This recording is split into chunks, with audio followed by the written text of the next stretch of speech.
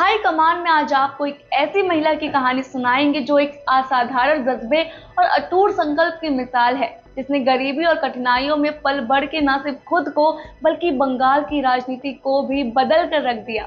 ममता बनर्जी का जीवन तो एकदम फिल्मी कहानी जैसा है।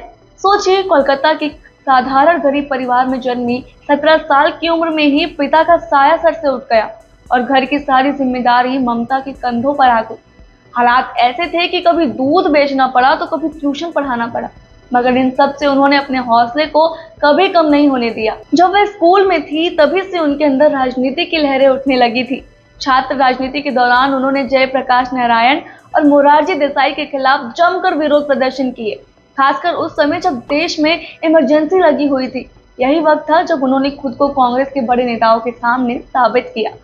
पहले महिला कांग्रेस में काम किया, फिर धीरे धीरे अखिल भारतीय युवा कांग्रेस की महासचिव बन गई।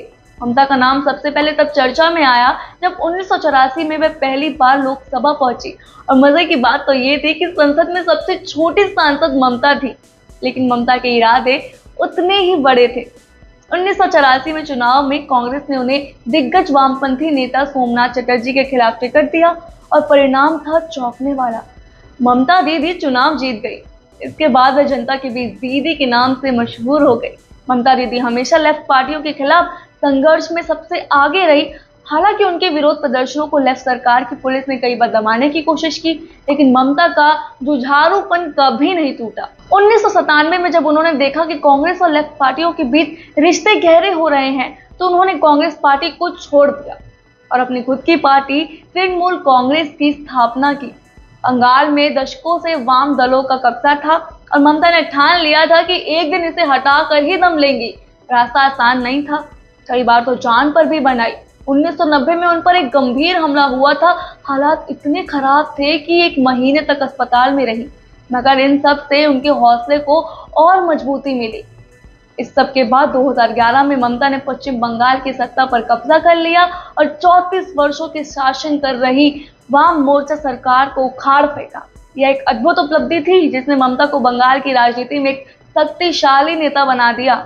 उनके इस सफर ने यह साबित किया कि अगर आपके इरादे मजबूत हो तो किसी भी चुनौती का सामना किया जा सकता है।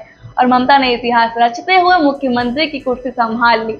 उसके बाद से अब तक 2016 और 2021 के चुनाव भी जीत चुकी हैं। कहने को तो भारतीय जनता पार्टी भी अपनी जगह वहां बनाने की कोशिश कर रही है, लेकिन लगता है ममता ने हार न मानने की कसम खा रखी है। ममता बनर्जी की पहचान बस एक मुख्यमंत्री के तौर पर नहीं है, वो एक जिद्दी और जुनूनी नेता है। उनकी कहानी हमें सिखाती है कि हालात चाहे कितने भी हो, कैसे भी हो, अगर हिम्मत और जुनून हो तो कोई भी सपना पूरा किया जा सकता है। आपको कैसी लगी ममता बनर्जी की कहानी, हमें कमेंट बॉक्स में जरूर बताएं। आपसे फिर मुलाकात होगी ऐसी और कहानियों के साथ। तब तक देखते रहिए भारत लोग।